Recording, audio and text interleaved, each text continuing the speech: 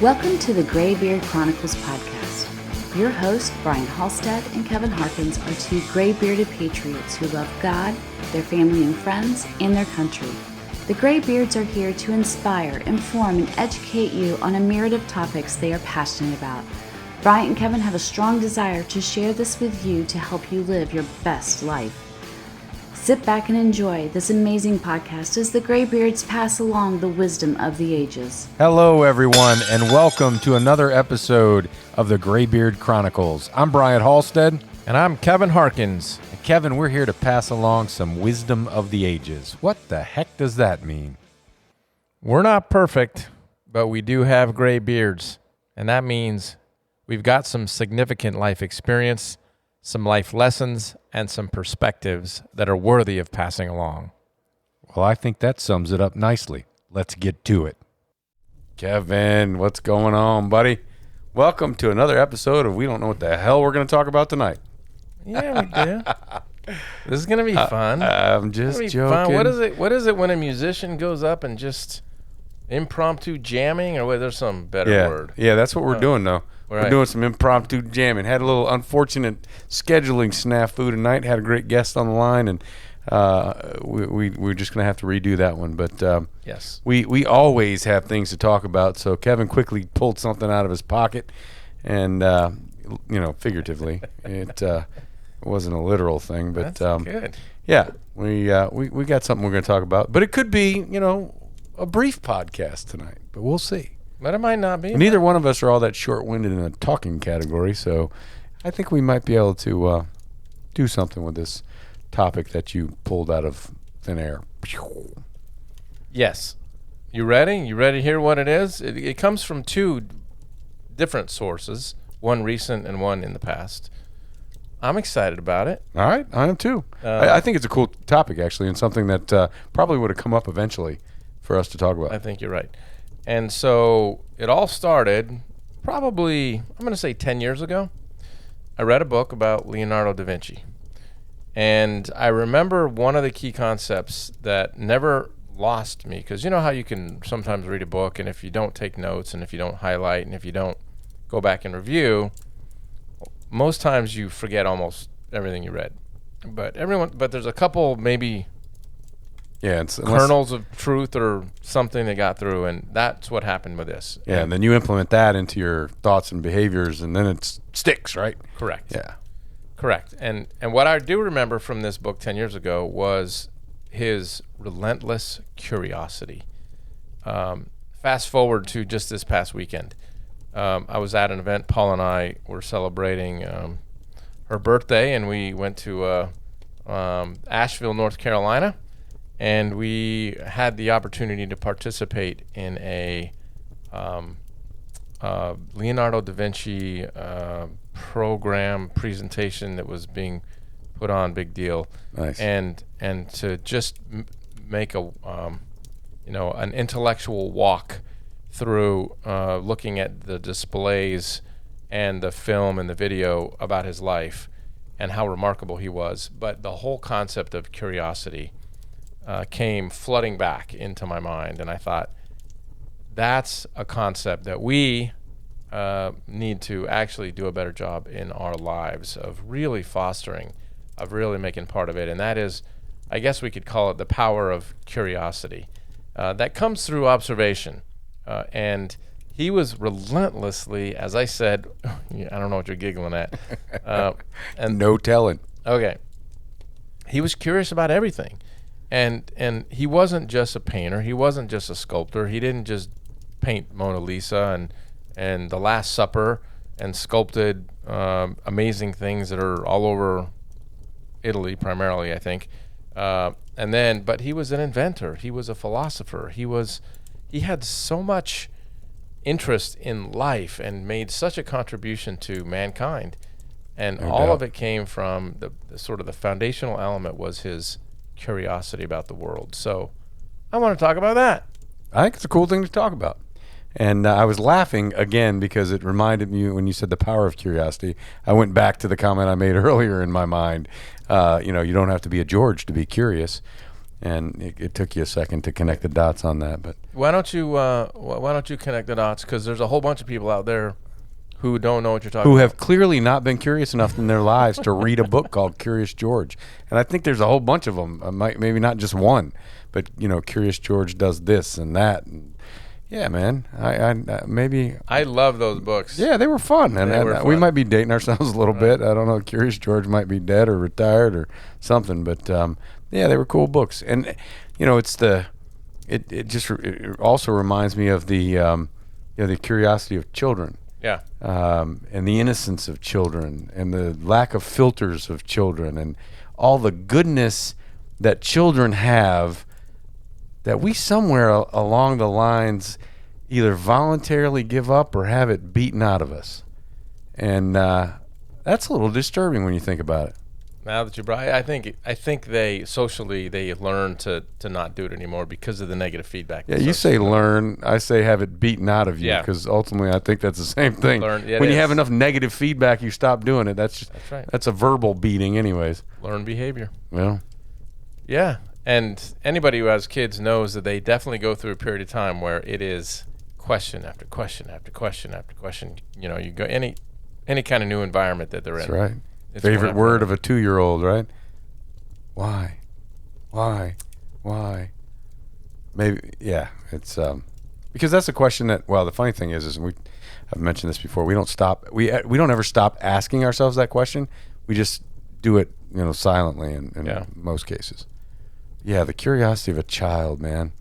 Revitalize that in your life. So how do you? First of all, okay. So I know we're just making this up as we go. Why do you do it, and how do you do it? I'll just ask you that right now, straight up. Why should you be more curious, and then how do you do that? Well, I think it'll add some spice to your life. It'll add some additional interest and information and enthusiasm.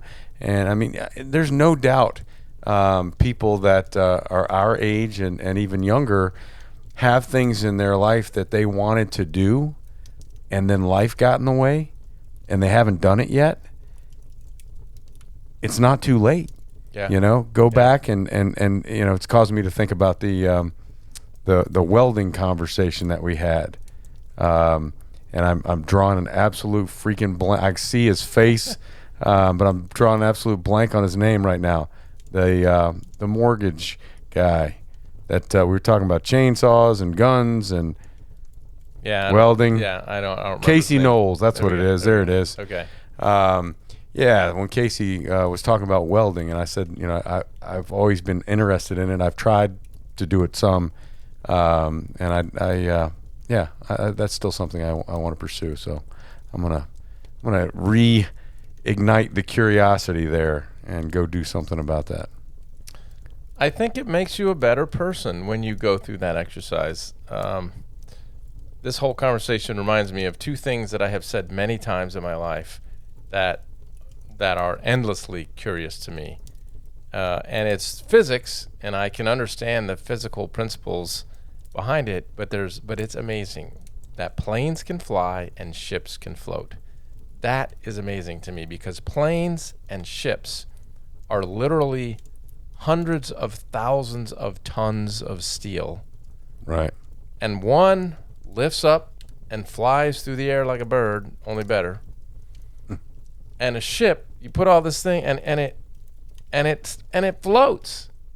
And it's just sort of mind-boggling. And what it does do is remind you that human beings, Leonardo being one of them, actually, circling back, because he tried very hard in his life to invent a flying machine. Right. There's all kind of things that flap and twirl and all kind of stuff that he was working on. So he wanted to know how to fly, studied birds for his whole life about how they did it, and thought if you could flap hard enough. But the problem was, their body compared to the total weight of them, their wings and all Right. that, it's just, they're too heavy. I mean, we're too heavy. They're not. Obviously, they can fly.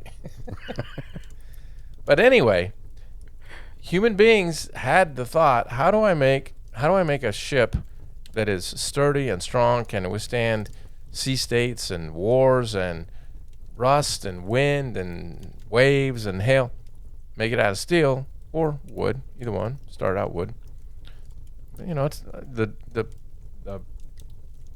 concept of displacement. That water is heavier, and then if you displace the water where the hull of the ship is, it floats. And the concept of lift on an airplane wing, where the air that travels over the top of the wing has to go faster to get to the back than across the bottom, and that creates lift. And so the wing lifts. But it was because of the endless curiosity of people trying to figure this stuff out. And you just name one example after another in life. Yeah. And so what in your life are you curious about? And I'm saying this sort of rhetorically to you, although you can answer it. But anybody out there, what in your life causes you to go, how does that work? Why does that work? And then what can I do about that? And maybe it's a work thing. Maybe it's a hobby thing. Maybe it's a food thing. Who knows? What is it about that? I need to be curious. I need to dig into that. And then I need to come up with a conclusion on how I can make it better. There you go. Yes, I like it. Wait. No, I can see your wheels turning. I think it's a cool concept. It causes me to think about being a lifelong learner. Right, that's what you're doing. Is you're asking yourself questions constantly. Right, so it's that constant state of inquisition and curiosity where you see stuff. What makes that work, or how can I do that better, or would I enjoy doing that? That's something that's always been of interest to me. Should I take that on? What would that involve? And just ask questions. Be curious. There's so much information out there right at your fingertips in this world today. You could probably learn how to do brain surgery on YouTube.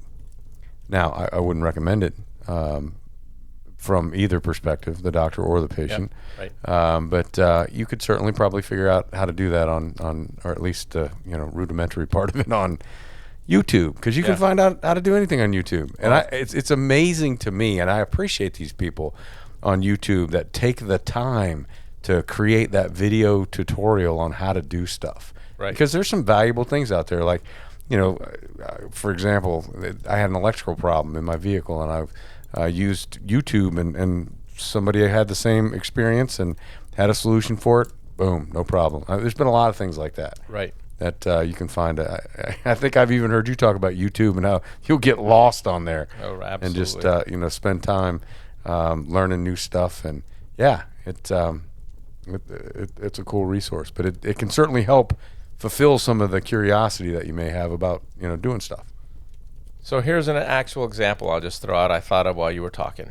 Let's say that you are a person who is interested in success. Whatever endeavor you choose to want to be successful at, this is something that is of interest to you. Now, this happens all the time. There are two people. They could be two children that are even from the same family. But if not the same family, they grew up in the same environment. They're part of the same demographic makeup. Their families have similar incomes.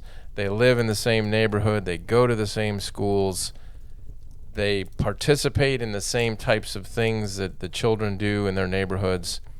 And then you advance them through life, and you find out that one of those children has gone on to be incredibly successful, and the other one is just sort of mediocre. Why is that? Why did that happen? What is it about that particular child and what they experienced, encountered, decisions they made? By asking questions, by being curious, you're actually analyzing a situation. Yeah, you can figure it out, right? Because there's things that happen.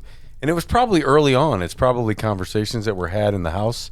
They're probably, examples of behavior that they saw and emulated. Right. You can find out, because some of it may be the wiring they were gifted with. Yep. And at the same time, that's not a guarantee. Right. You can certainly find out more by asking, because that would be a scenario you'd be like, how did that happen? You're analyzing a situation by asking questions and being curious. Yeah.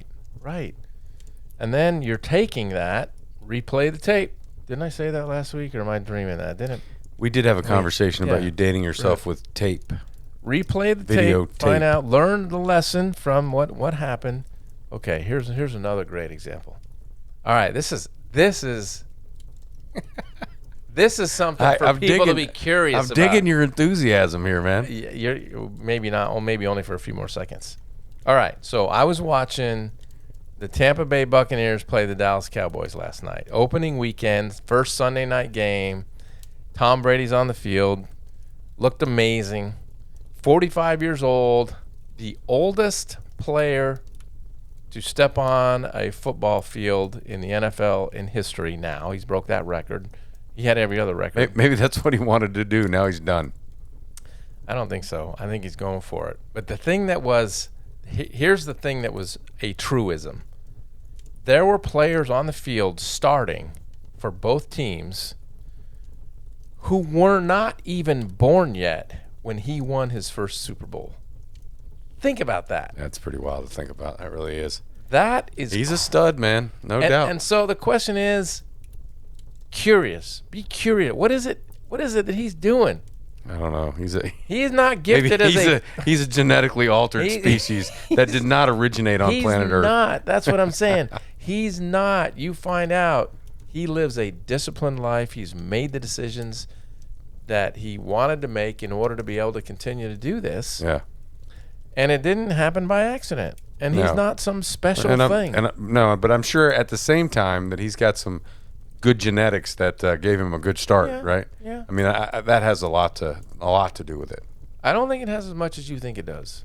I think yes and no, right? Because I think we both can attest to what less than stellar genetics might do for you in certain situations, right? So I mean, I know I can't discount any of the work or the discipline or the lifestyle and so on that he's led.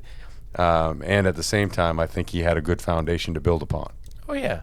I won't disagree with that. And I think especially at the start of a career or early in your life, your, in this case, probably both physical and mental predispositions were he was probably on the upper end of that kind of scale. But now we're talking 25 years later. Right. Still playing at the highest level. Yeah. At 45? Yeah. Is that what you said? Right. Yeah, that's pretty impressive. It's impressive. And when you see him playing last night, in fact, the commentators, Collinsworth, I think, and can't remember who the other one was, but talking about the speed of his throws, the speed and accuracy of his throws at 45. And it's just as good as it was when he was a rookie and when he was his year number 2. Yeah. It's amazing. We're going to find out at some point he's like a cyborg or something. He's not actually human. We might. Not completely, sorry. anyway. See, it's funny how I work that whole I'm thing. curious about that now. Now we need to set out to figure out, is he actually completely human? Okay. All right, there you go. Yeah. And there you go. Actually, I'm not curious enough to spend any time or energy. Okay. It is a pretty amazing stat, though, when you think about there were players on the field who were not even born. No, that's impressive, actually. And here he's still playing at the highest level, and they have to stand in awe. I certainly do, and I'm just sitting on the sideline watching it. The metaphoric sideline. I'm not actually down there on the field. Anyway, it's curious. You should be curious about that. Yeah. And if you're not curious about that thing because you don't like Tom Brady, you might not even know who Tom Brady is. You might not care about Tom Brady. Bryant likes him a lot. I like him a lot, so we're good there. But some of you may not. I'm talking for the benefit of you folks that are not watching this on YouTube. I am vigorously shaking my head. No, I don't dislike him, but I'm not a huge fan. But what is it about things that you're interested in your life that you should be curious about? What is it? What is out there that if you were to take your focus and put it on to this issue and figure it out and then said, how can I apply that in my life? That's powerful. That's the power of curiosity right there. There you go. Yeah, that is well said. Very it is powerful. And I'm just thinking about, as you're saying that, thinking, and it doesn't have to be, like something great, build an airplane. Right. inventing flying or anything like that. Right. Something as normal and everyday as, how do these people become such great parents? How do these people become such great this or that? Right. How do they do, X, Y, Z so well? Right. Figure it out. Right. There's examples out there. There's information out there. Figure it out. Don't lose your sense of curiosity ever. And if you have lost it, and many have, or it's severely atrophied, dig in there. It's still there. Yeah. I don't think you ever lose it. I think society just beats it down. I think you're right. Yeah. Yeah. Just reach in there and find it. It's in there. Pull it out, dust it off, start using it. Yeah. And use it to make your life better in any area, many areas that you can do it in your life. And now that we're talking about it, and my mind is starting to think about all of that stuff. I oftentimes I'll happen to be sitting, in a chair in the living room, and there'll be a cooking show on, and I often ask myself, how is it that people figured out how to make these amazing dishes? And they made it out because they were curious. I wonder what would happen if I threw this spice, or if I added wine, or if I basted this with beer. Whatever. I don't even know. Yeah, I think that's absolutely part of it, right? Right. So the other part of it is need, right? Need, and supply. Right. That's what they had at the time, so Right. that's what they used, and they're like, oh damn. Right. It's kind of like the Reese's, commercial with the chocolate and the peanut butter. Right. How the hell did that happen? Right. And at the same time, don't get sucked down the rabbit hole that just because the peanut butter and chocolate thing worked out, that everything you do is going to work out, because that's not the case. I'd be the guy that says, okay, all of this stuff came together by accident. You eat it first. If you don't die, then I'll go ahead and give it a shot. Yeah. Some people died along the way. That chocolate and peanut butter thing, though, that was a home run, buddy. That was a home run. Yeah, whoever came up with that. Whoever had that curious imagination to come up with that. And there's a whole lot more out there. So I'd also, in addition to going deep inside and pulling that curiosity skill or whatever you want to call it, right? The nature of curiosity that we know everybody has. I'd also encourage you to watch children, watch their behavior, and watch how they learn things. The curiosity that they display, and you might take some pointers away from just watching them, because again, they haven't had that desire, that interest, that curiosity beaten out of them by anybody yet. So yeah, check it out. It's a great example to use. It really is. And the other thing that I love about children is that they don't care what people think about them. No. There's a whole podcast you do on that. Just ignoring whatever. We've talked about. We have talked about that before. Yeah. but it allows them to get up and keep going. Fall down, get up. Fall down, get up. Fall down, get up. A month later, you're walking. They're not afraid of failing. There you go. They're not afraid of trying new stuff. Yep. That's why they say it's great to teach. If you want children to learn multiple languages, have them do it early on, because they're not afraid of making the same mistakes that adults are afraid, and getting embarrassed and so on. So yeah, either do it early on, or wait till you're old enough to not give a shit anymore, and then just roll with it. Right. Till you've developed that inner strength that you're less impacted by the thoughts of other people. And really, I mean, what's the old saying? What other people think of you is none of your damn business. We could do so much good for ourselves by stopping worrying about what other people think. It's the 18-40-60 rule. Right. At 18, you're worried about what everybody thinks of you. At 40, you start to really not give a shit. And at 60, you realize they weren't ever actually thinking about you to begin with. Yep. I'm not quite to 60 yet, so I don't know if I've had that full-on revelation. I'm almost there, but maybe you could help. Yeah, you care way less. Have you realized that they weren't actually talking about you to begin with? Yeah, absolutely. Okay. Yeah, well, and it also reminds me of something that I've said before also on the podcast was, I remember one of the lessons my father taught me. These things that are like really big deals to you, you think it's the end of the world. You think, And my father said, people care about that for about 15 minutes. And then it's over. They've moved on. You used that example on me when I was talking about something the other day. That's very powerful. Yeah, no doubt. Yeah, they're just, it's over. They don't care. They're gone. And then, I mean, literally 15 minutes. That's not metaphorically. That's right. actual. You're only that important to you.